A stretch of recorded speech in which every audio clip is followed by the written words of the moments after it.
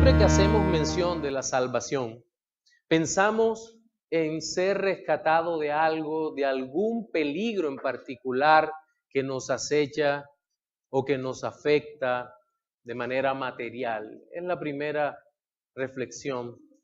Pero lo cierto es que aún siendo creyentes, muy pocas veces hacemos una reflexión teológica sobre la connotación de la salvación.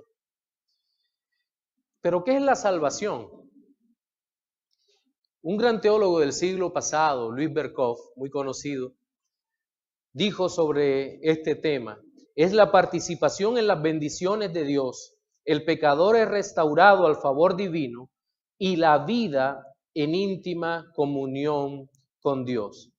Pero esta gran bendición que es la salvación, aunque para nosotros es gratuita, para Dios tuvo un alto costo, el mayor costo, la vida de su Hijo Jesucristo. Y cuando hablamos de la vida de Cristo, su vida, de la obra de Cristo, su vida, su muerte vicaria o sustituta en la cruz del Calvario, su resurrección, su ascensión a los cielos, estamos pensando en eso que teológicamente se conoce como la expiación. Cristo muriendo en lugar nuestro, Él recibiendo el castigo por nuestro pecado, para que nosotros recibiéramos, aplicado por el Espíritu, todos los beneficios de esa gloriosa salvación que Él nos ha dado.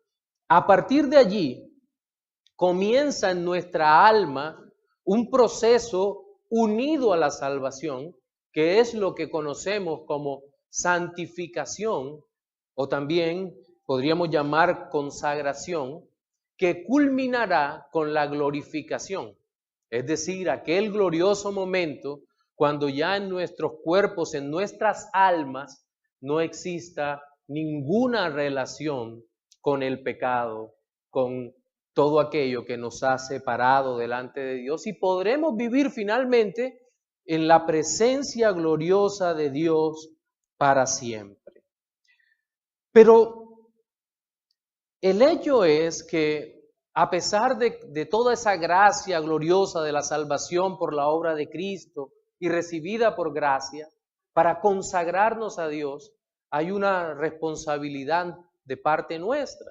Ojo, no estoy diciendo que nuestra acción directa produce santidad, no. Pero hay una responsabilidad nuestra que Dios nos ha dado en la consagración. Y estos dos temas maravillosos, la expiación de Cristo y la consagración a Cristo de parte nuestra, es lo que vamos a mirar hoy. Y ese es el título de nuestro sermón: la expiación de Cristo y la consagración a Cristo. Y el texto que vamos a tomar es Hebreos capítulo 13, versículos 9 al 14. Es decir, vamos a continuar por fin con nuestro estudio expositivo, con nuestra predicación expositiva de toda la carta a los Hebreos. Entonces, vamos a leer el texto. Disculpen un segundo.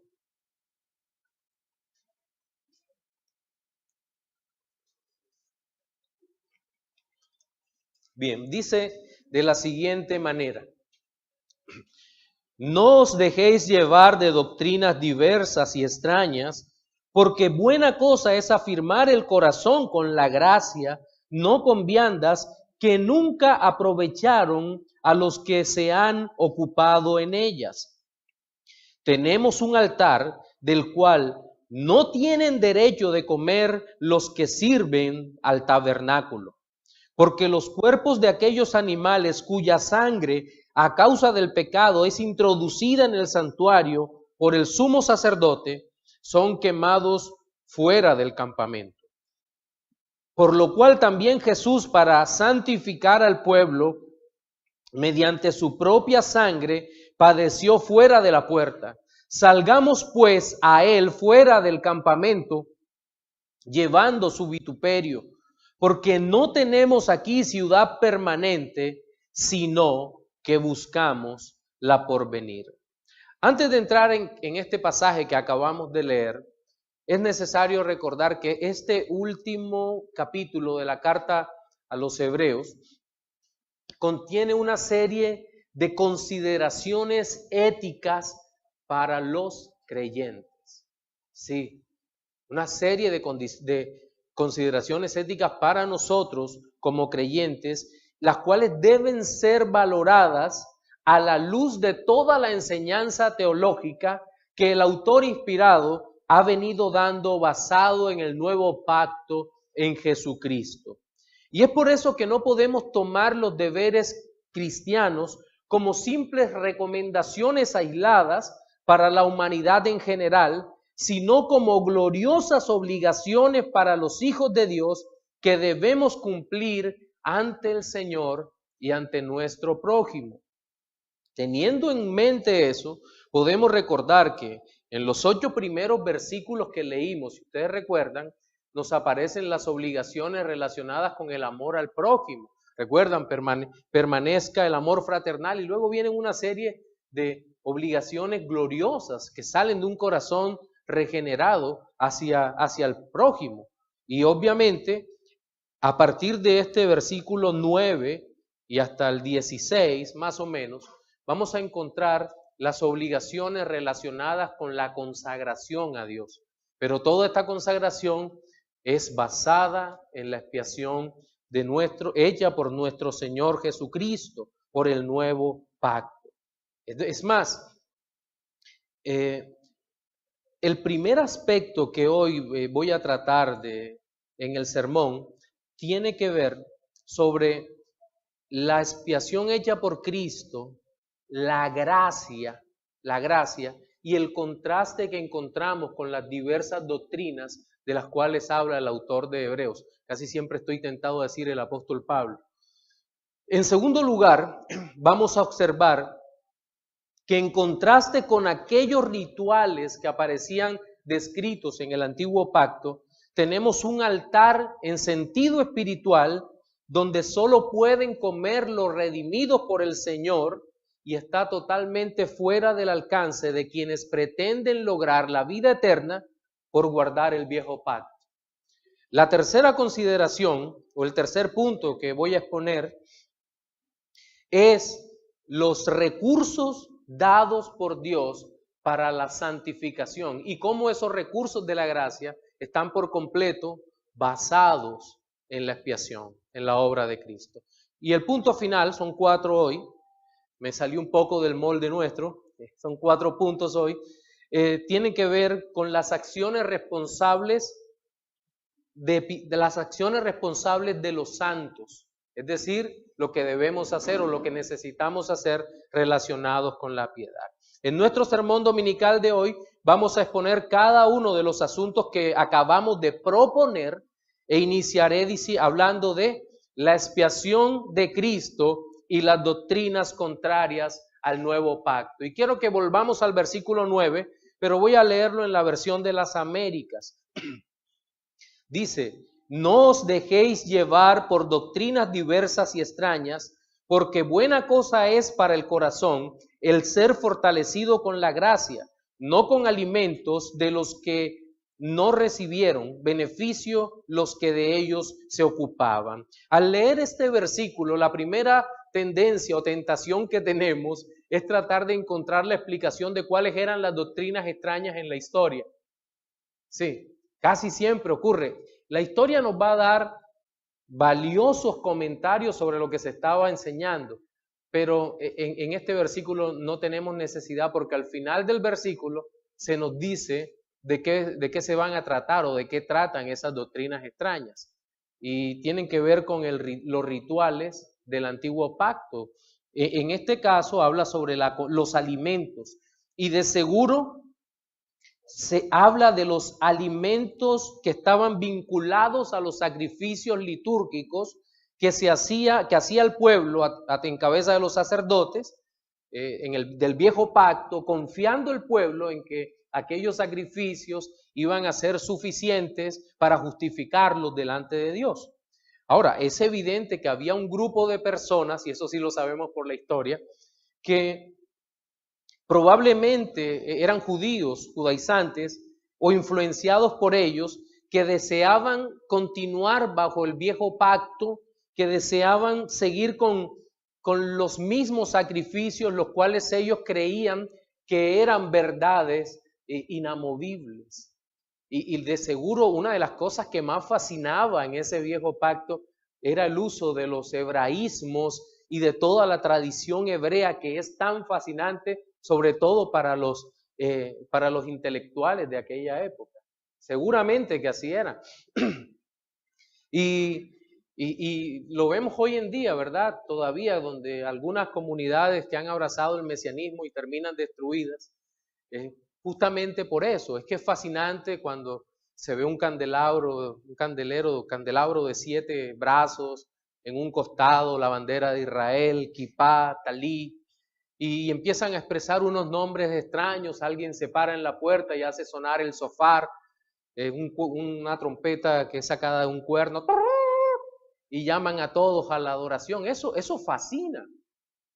Pero ¿cómo va envolviendo esa práctica y se va apartando del verdadero Cristo, de la verdadera y sencilla revelación de quién es nuestro Señor Jesucristo? Y el asunto aquí es que a través de esos rituales, como pasa hoy en día, pasaba antes, se empieza a invalidar la noticia del Evangelio de Cristo, la buena nueva de salvación que es solo en Jesucristo. Y aquí hay algo bien paradójico, disculpen.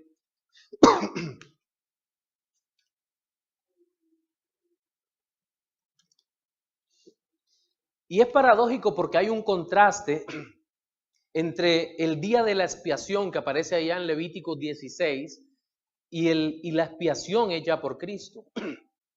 Y el asunto es que en la expiación, los hombres que estaban autorizados para sacrificar el cordero e introducir la sangre, estos hombres no podían comer del sacrificio. Era un contraste porque se consideraba pecaminoso. De eso volveremos a hablar en un momento. La ceremonia era bastante compleja porque era un solo día al año y al lugar santísimo solo podía entrar el sumo sacerdote y primero tenía que ofrecer un sacrificio por sus propios pecados. Luego tomaban dos corderos, uno para dar muerte y otro para ser liberado en el desierto, siendo uno de los asuntos más difíciles de interpretar de todo el antiguo pacto. Pero el texto resalta la idea de que las doctrinas extrañas no podían producir el efecto deseado por aquellos hombres llenos de una profunda religiosidad. Ellos anhelaban obtener la vida eterna, pero el hecho es que no podían por este medio. Solo la gracia era la que fortalecía el corazón para poder buscar sinceramente al Señor. Hace algunos años, recuerdo que me tocaba ser parte de un grupo de maestros que enseñábamos a los catecúmenos, es decir, los nuevos creyentes que iban a ser bautizados. Y les dábamos unas clases que ellos llamaban discipulados, y uno se convencía de que 10 o 15 clases eran un discipulado. No teníamos claro que el discipulado es toda la vida y debe ser algo muy claro, muy secuencial. Y en la última de las páginas de aquellos manuales bastante eficientes, había una clase que se llamaba La seguridad de la salvación. Era curioso porque la iglesia a la que pertenecía era una iglesia de trasfondo arminiano, y yo era un arminiano convencido, y empecé a mirar aquella unidad de la seguridad de salvación, y el título quedó en mi mente clavado, y empecé a mirar que ese nombre venía de las iglesias protestantes históricas, y por la Biblia el Señor tuvo misericordia a mí y me convencí de que realmente se podía tener verdadera seguridad de salvación y no esa idea de que hoy soy salvo y mañana no. Digo esto para recordar que la gracia que salva, la gracia de Cristo, lo hace una vez y para siempre. Y que esa gracia es el motor más grande y fuerte que tenemos los creyentes para una consagración genuina. El saberse salvo por gracia es realmente el motivo más grande que tenemos los hijos de Dios para buscar consagrarnos al Señor. No es la amenaza del infierno. El infierno es una realidad terrible y no podemos dejar de predicar del infierno y vamos a tener que mencionarlo y hablar sobre el infierno aún a creyentes. Pero el verdadero motivo que nos lleva a la consagración, a la búsqueda de Dios, a la lucha genuina contra el pecado, es la gracia. Y por eso este pasaje es tan maravilloso cuando dice, porque buenas cosas es afirmar el corazón con la gracia, no con el viejo sistema. Y esa es la manera como termina el pasaje, contrastando la gracia contra las doctrinas diversas, contra el viejo sistema. Buena cosa es afirmar el corazón con la gracia, no con viandas, porque aquello no trae salvación. El escogido por Dios es salvo solo por gracia, no es salvo por otra cosa. Y en virtud de esa gracia sigue creciendo en la gracia. Y crecer en la gracia no es lo que predicaba el grupo ese que andaba por ahí, donde el falso Cristo murió de una manera terrible. Miguel de Jesús, Miranda, sí, así se llamaba este hombre que murió revolcándose en su pecado.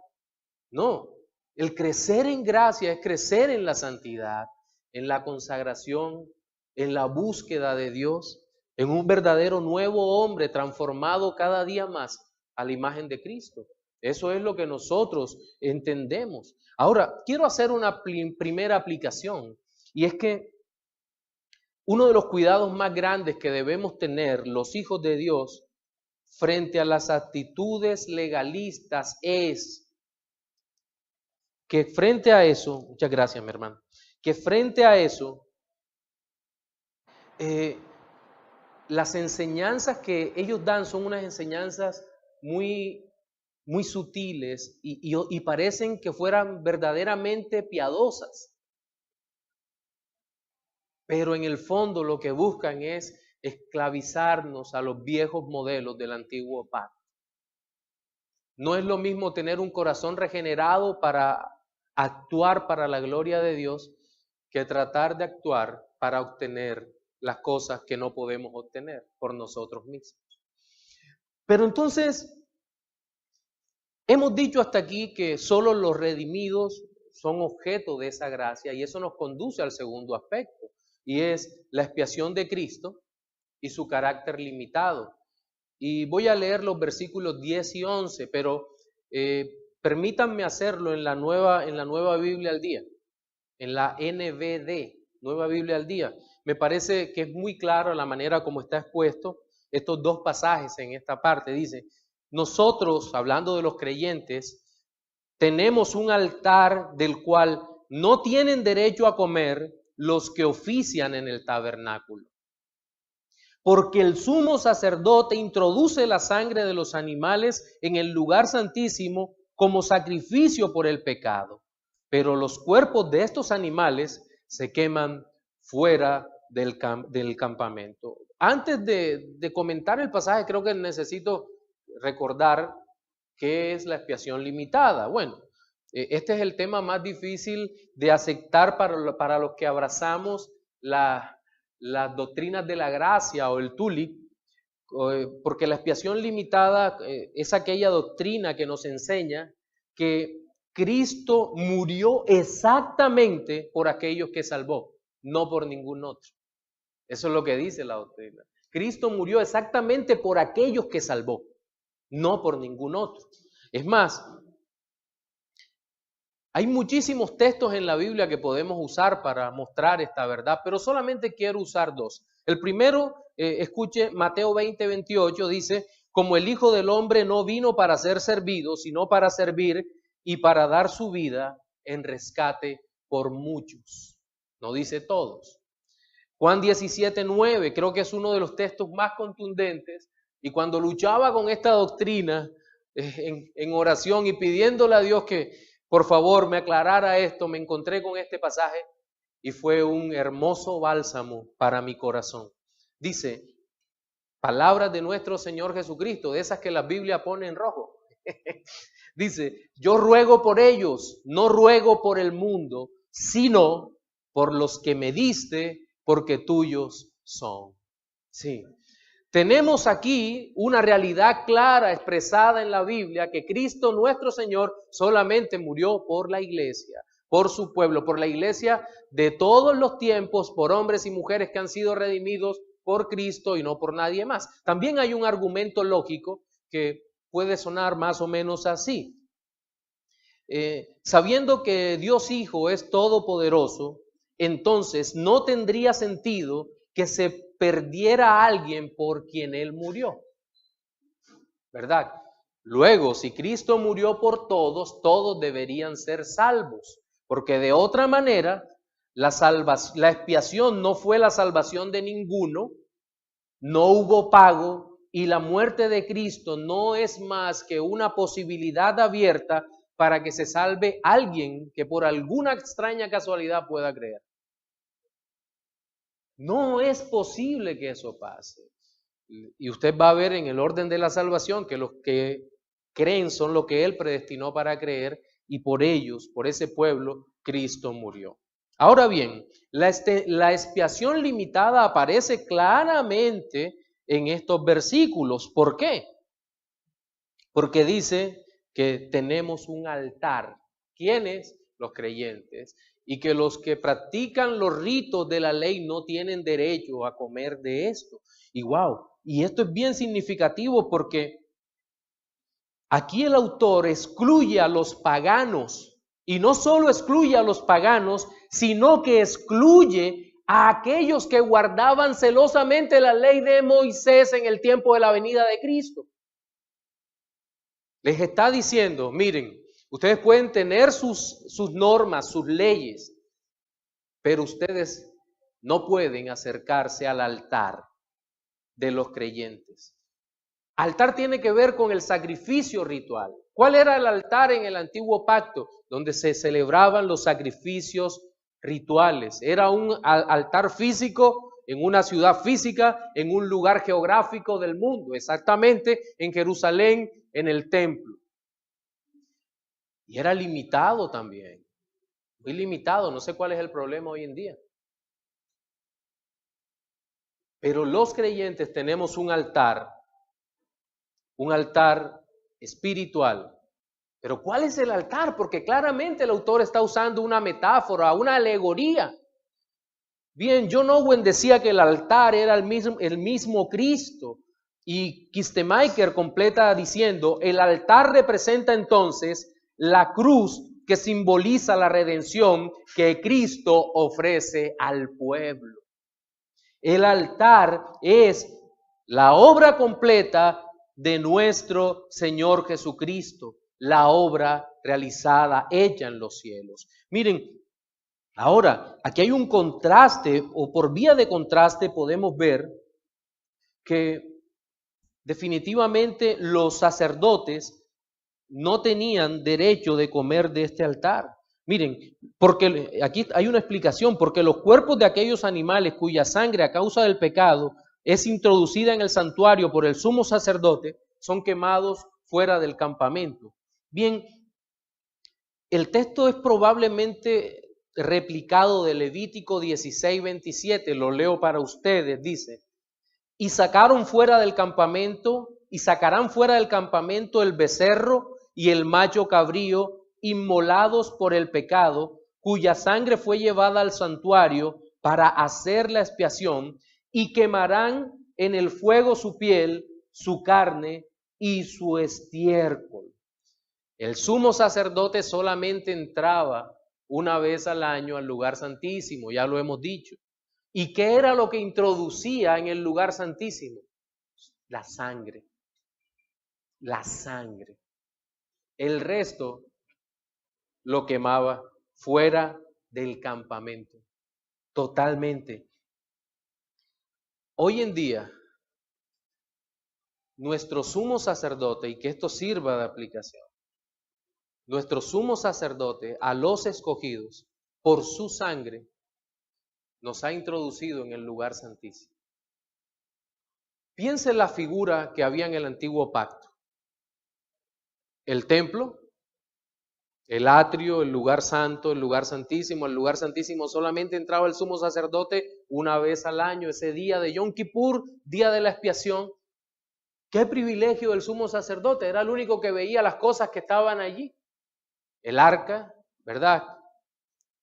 No había mucho, pero era un verdadero privilegio porque la presencia manifestada de Dios estaba en aquel lugar. Pero ¿qué ocurre? Aquel lugar era una simple representación física, visual, del verdadero lugar santísimo, que es la morada de Dios, donde Dios con su gloriosa presencia está brillando y resplandeciendo para siempre. Ese lugar, nadie por sus propios medios puede entrar jamás. Pero nuestro sumo sacerdote, nuestro Señor Jesucristo, por su sangre, nos ha introducido en el lugar santísimo para que tengamos eterna y continua comunión con Él para siempre. Y eso es lo que nosotros debemos recordar, y que eso sea un estímulo para nuestra santificación, para la búsqueda continua de la gloria de Dios con nuestras vidas, y que nosotros podamos vivir para la gloria de Dios. Ahora, la santificación, insisto, es imposible para el no redimido. Pero ¿cuáles son entonces los recursos que el Señor ha dado a los redimidos para esa consagración gloriosa? De eso trata nuestro tercer punto, y es la expiación de Cristo y la provisión infinita de gracia salvadora para la santificación. Y voy a leer los versículos 12 y 13 en la versión de la Biblia de las Américas, que dice: por lo cual también Jesús, para santificar al pueblo mediante su propia sangre, padeció fuera de la puerta. Así pues, salgamos a él fuera de la puerta, fuera del campamento, llevando su oprobio. Ya el primero de los versículos que habíamos leído, es decir, el versículo 9, que nos sirvió como base para nuestro primer punto, hablamos de la gracia como aquella que fortalece y fundamenta el corazón para continuar con este glorioso proceso de consagración. Y sin duda alguna, la manifestación más profunda de la gracia que encontramos en toda la Escritura es Cristo el Señor muriendo en la cruz por su pueblo. Es más, el apóstol Pablo en la carta a los Efesios capítulo 4 compara este sacrificio o muestra este sacrificio en una alegoría como el verdadero amor. El amor de Cristo por la iglesia, y nos exhorta a los esposos a amar a nuestras esposas como Cristo amó a la iglesia. Es decir, el amor de Cristo es real, verdadero y demostrable. ¿Y cuál es la muestra? La cruz. Es decir, que allí se manifestó, en la cruz se manifestó el favor especial de Dios para con su pueblo. No obstante aquel sacrificio vicario, observamos que Jesucristo, donde Jesucristo tuvo eterna redención para los elegidos, también observamos que Cristo proveyó los recursos para la santificación de los escogidos. Y es que mire cómo dice el texto, versículo 12, por lo cual Jesús también, para santificar al pueblo, mediante su propia sangre, padeció fuera de la puerta. Creo que es lo que nosotros debemos tener en mente en este versículo 12. El sacrificio de Cristo no solo nos salva, sino que es la base de toda nuestra santificación. No podemos creer o pensar en una santificación por fuera de la salvación. Es lo que hace el catolicismo romano, ¿verdad? En mayor medida y en menor medida el arminianismo. El catolicismo romano falla totalmente cuando te dice, sé santo para ser salvo. Mientras que el arminianismo dice, siendo salvo, mantén la salvación siendo santo. Ambos pensamientos son contrarios a la palabra de Dios, a las Escrituras. ¿Por qué? Porque ponen en el hombre una carga imposible de llevar. El primero es ganar la salvación y el segundo es conservar la salvación. Sí. Si usted le pregunta a alguien, a algún arminiano, ¿crees en la obra de Cristo? Va a decir, sí, creo en la obra de Cristo, en la perfecta obra de Cristo. ¿Y qué beneficios tienes por la obra de Cristo? Sí, la salvación. ¿Y cómo mantienes esos beneficios? Y de seguro dirá, bueno, guardando esto, haciendo esto. Es el mismo pensamiento católico, pero inverso. Claro. Pero, ¿qué es lo que dice la Biblia? Somos salvos por la obra de Cristo, seguimos siendo salvos por la obra de Cristo y en la eternidad continuaremos recibiendo los beneficios de la obra de Cristo por la gracia. No hay nada en nosotros que podamos hacer. ¿Se hiere tu corazón? Lo lamento de verdad. Pero la Escritura enseña claramente que solamente puede ser salvo por la obra de Cristo y seguir siendo salvo eternamente por la obra de Cristo y ser santo por la obra de Cristo. En ti no hay nada, ni en mí tampoco. Entonces, nosotros podríamos mirar un par de textos más que nos hablan sobre el sacrificio y la santificación. En esta misma carta, Hebreos 10:10, nos dice, en esa voluntad somos santificados mediante la ofrenda del cuerpo de Jesucristo, hecha una vez para siempre. En esa voluntad somos santificados mediante la ofrenda del cuerpo de Jesucristo, hecha una vez para siempre. Y hay otro texto entre muchos que puedo usar, es Efesios 1:4. Dios nos escogió en Él antes de la creación del mundo para que seamos santos y sin mancha delante de Él en amor. Efesios 1:4, Nueva Biblia al día. El poder del sacrificio expiatorio de nuestro Señor es una obra completa.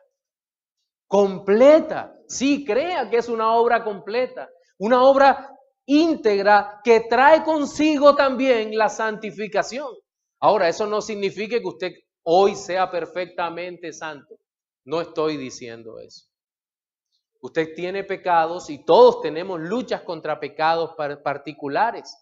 Usted va por la calle y su mente puede enterrarse en el pecado y tiene que reaccionar y volver a los pies de Cristo nuevamente, al trono de la gracia, como leíamos en Efesios 4, en Hebreos 4, para obtener ayuda y oportuno socorro. Sí necesitamos de eso. Pero creo que esta parte de la Escritura es gloriosa por lo tremendamente práctica que es para nuestra vida.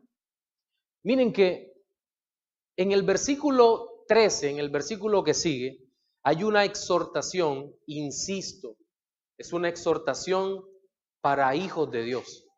Mire lo que dice el versículo 13. Salgamos pues a Él.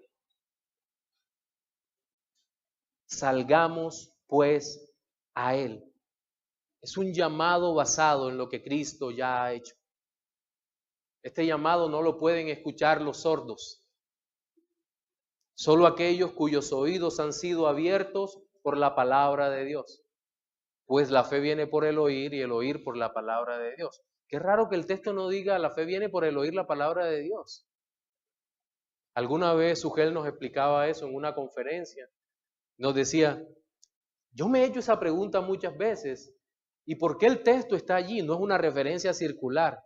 La fe viene por el oír y el oír por la palabra de Dios. Es decir, es como si Dios pusiera un oído para que pudiéramos oír la palabra de Dios. Y así es la manera, creo que es más fácil de entenderla de esa manera. La palabra de Dios nos destapa el oído, nos da un oído nuevo y luego que escuchamos la palabra de Dios podemos tener fe. Solo así, ¿verdad? De otra manera es imposible, de tal suerte que toda la salvación y la santificación, la gloria, la honra y la alabanza es de nuestro Señor. Y aquí hay un deber que tenemos como hijos de Dios. cuando nos dice salgamos pues a Él, salgamos a Cristo. Y es el deber de consagrar total y absolutamente nuestras vidas a Cristo. Y es un deber que no tiene reducciones, no es consagrarlos un poquito. Creo que uno de los grandes errores que cometemos frecuentemente en nuestras iglesias es enojarnos cuando la gente no quiere servir. Y nos enojamos muchísimo y hay veces que el corazón se llena de tristeza, de rabia, porque tantos miembros y la iglesia no quiere servir y los hermanos no quieren servir. Y yo quiero llevar este punto a una reflexión bastante fuerte, y es que tal vez el gran problema que tenemos o que manifestamos desde el púlpito es que vemos el servicio como una obligación de todos los asistentes y no de todos los miembros. Y seguramente los que no quieren servir es porque tal vez no sean creyentes. Lo que estoy diciendo lo digo con mucho temor y temblor. Porque alguno se me puede acercar y me puede decir, pastor, lo que usted está diciendo es que si yo no sirvo, no soy creyente. No lo estoy diciendo de forma absolutamente dogmática. Y gracias a Dios el que tiene que revisarse aquí no soy yo, sino usted. Sí, no sé si me está entendiendo, pero una de las manifestaciones claras de la consagración es el servicio a los demás. Por eso trato de no obligar a nadie a que sirva. Sí, hay una expresión. Que hay cristianos negligentes, sí, puede ser parte de un pecado con el que está luchando, o que hay cristianos orgullosos, sí hay mucho orgullo en nuestras almas, pero cuidado, puede ser un mal síntoma de nuestra verdadera consagración a Dios, de nuestra verdadera conversión a Dios mejor. Y entonces en esta parte, creo que es por eso que en nuestros servicios hacemos un llamado también a la conversión. No, que inferimos que el que tiene 30 años asistiendo a la iglesia, apenas la nuestra tiene 14, pero que tiene 30 años asistiendo a la iglesia es un cristiano ya. No necesariamente puede ser verdad, ¿cierto? Entonces, es tan importante en esta parte llamar al servicio y a la consagración a verdaderos creyentes. Sí. Ahora, no es que voy a salir a servir para que vean que soy creyente. Cuidado con eso. Regresemos a nuestro tema principal en este punto, que es la consagración como consecuencia de la expiación de Cristo. Y en esta parte deseo recordarles el Ordo Salutis, el orden de la salvación, que se encuentra en Romanos capítulo 8, 29 y 30, para que veamos cómo está asociada la consagración a la salvación, a la expiación, siento mucho ruido, y que la lectura y breve explicación de este texto sirva como tercera aplicación en nuestro tercer punto. Dice, porque a los que antes conoció, también los predestinó, y ojo con esta parte, cuidado, dice, para que fuesen hechos conforme a la imagen de su Hijo, para que Él sea el primogénito entre muchos hermanos. Y a los que predestinó, a estos también llamó, y a los que llamó, a estos también justificó, y a los que justificó, a estos también glorificó. Entonces, la santificación y consagración a Dios deben ser una consecuencia lógica y gloriosa de la salvación obtenida por Cristo para nosotros y que fue decretada desde la eternidad, pues esta es la voluntad de Dios. Pero eso necesariamente nos conduce a nuestro cuarto y último punto de hoy, que hemos titulado La expiación de Cristo y las acciones responsables de los redimidos. Yo añadiría acciones responsables de los redimidos en la santificación o en la consagración. Y el versículo 14, lo leo en la Biblia de las Américas, dice, porque no tenemos aquí una ciudad permanente, sino que buscamos la que está por venir. Buscamos la que está por venir. Los santos tenemos obligaciones y ya antes hemos hablado de esto. Pero también hemos hablado que hay dos peligros. Por un lado, alguna vez nos predicaba nuestro hermano Gerley el peligro del activismo religioso que trata de producir santidad, y por otro lado está el peligro del quietismo que se acuesta a esperarla. Entonces, hay que ser muy cuidadosos en lo que dice la Escritura. ¿Y qué es lo que nos dice la Escritura cuando nos dice que no tenemos aquí una ciudad permanente? Y es evidente que tenemos que tener una separación del mundo. Separación del mundo. ¿En virtud de qué? En virtud de las obras de Cristo. Ese es el tipo de obras que Dios ha predestinado de antemano para que andemos en ellas. Tenemos que salir del mundo, pero no hacia cualquier lugar, sino a Cristo. Aquí no se trata de volverse un astronauta, sino que en sentido espiritual correr hacia los dulces brazos de nuestro Señor Jesucristo. Quiero ilustrarlo de alguna manera. ¿Por qué necesitamos salir de ese sistema llamado mundo?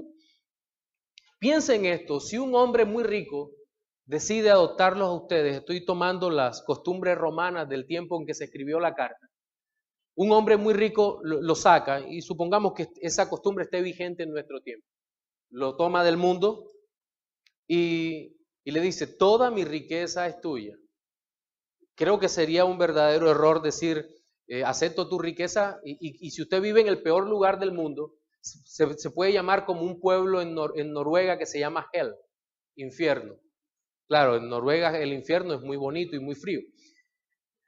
Pero ese lugar llamado infierno es realmente un anticipo del infierno en la tierra. Las calles no sirven, están llenos, no hay alcantarillado, el olor, las aguas negras corren por en medio de las calles, las casas son tuburiales, construidas de cartón, los vecinos son los peores, usted no puede dejar nada en la puerta de lata que tiene allí porque se lo roban. El peor escenario.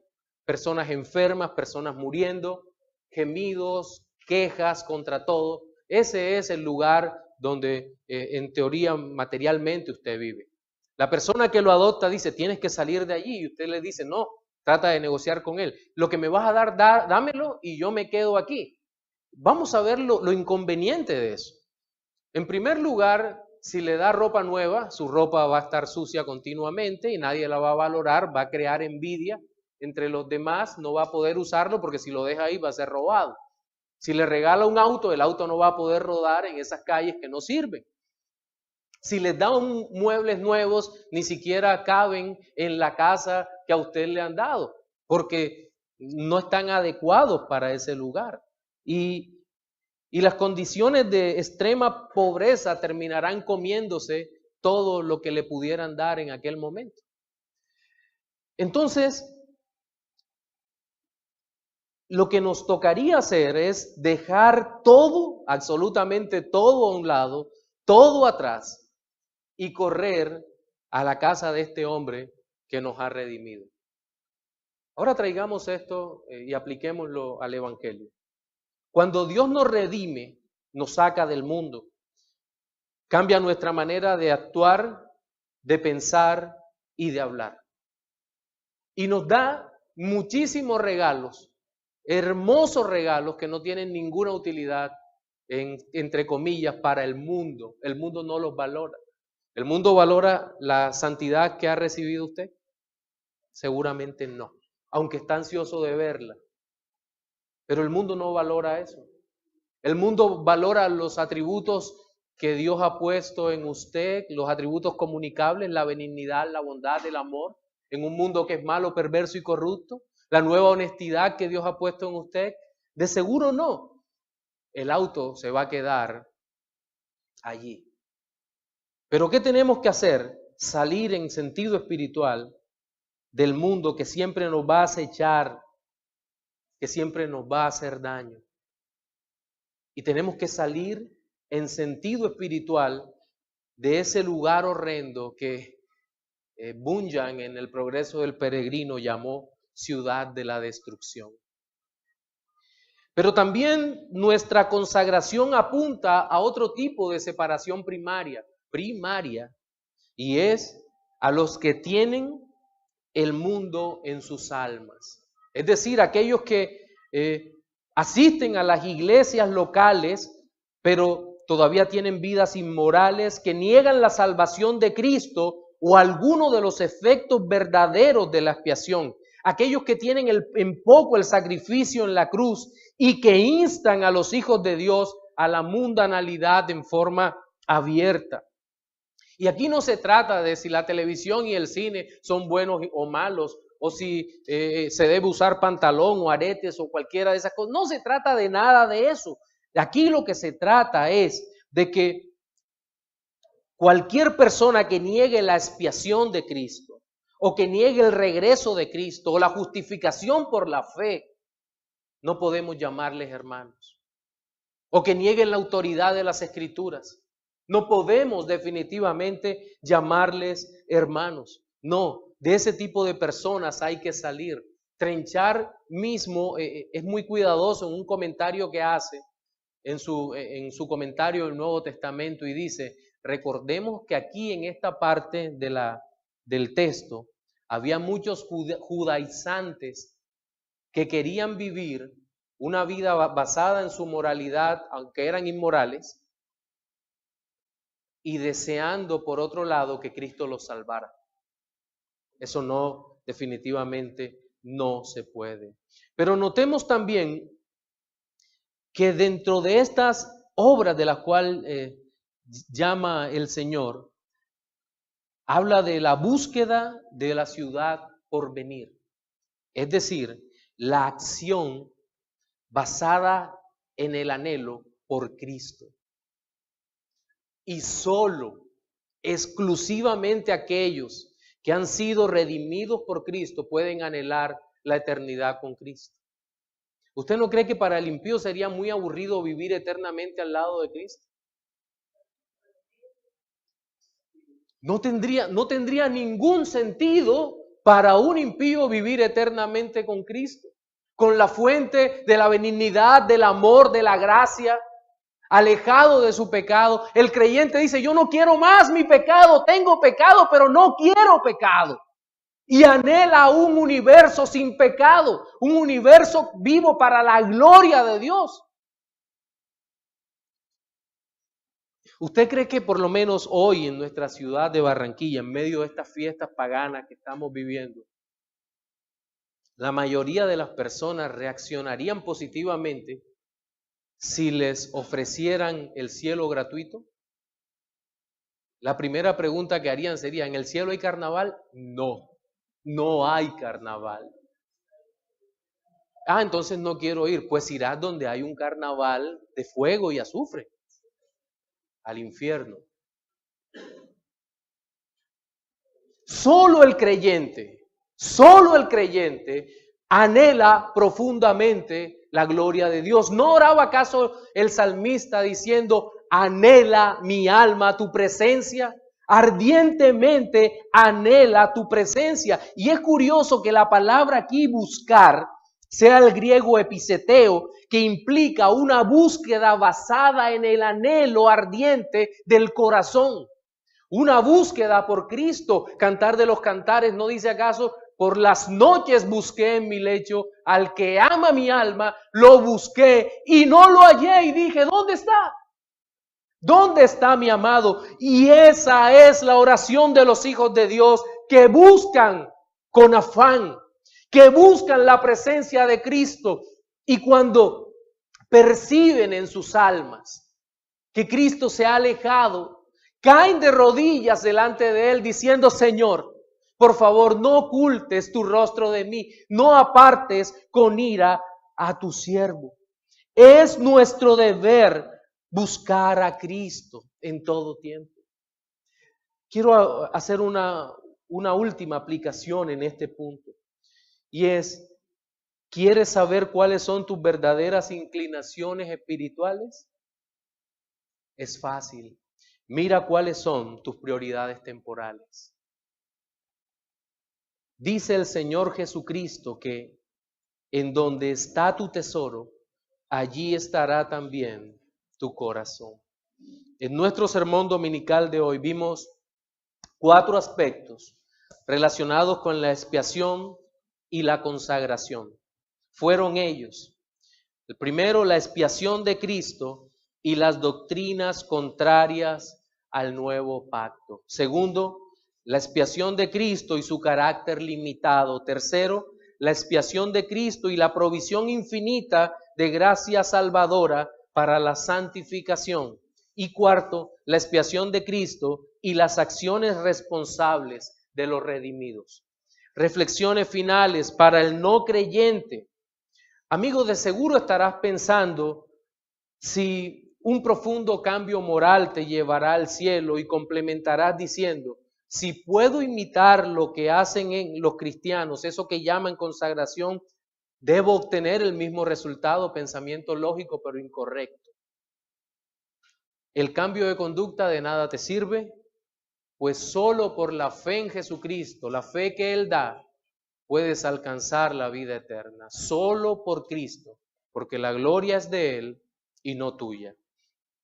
Para el creyente, hermanos, tenemos los recursos gloriosos de la vida eterna dada por el Señor, su gracia inagotable en nuestras almas. Usemos ese precioso recurso, ese recurso eterno de la gracia, avivado en este tiempo por la oración, por la lectura de la palabra de Dios, por hablar con otros hermanos que también anhelan a Cristo. Usémoslo de manera correcta cada día de nuestra vida y consagrémonos al Señor. Busquémosle en todo momento, porque la Escritura dice que el Espíritu que Él ha hecho morar en nosotros nos anhela celosamente. Amén. Oremos.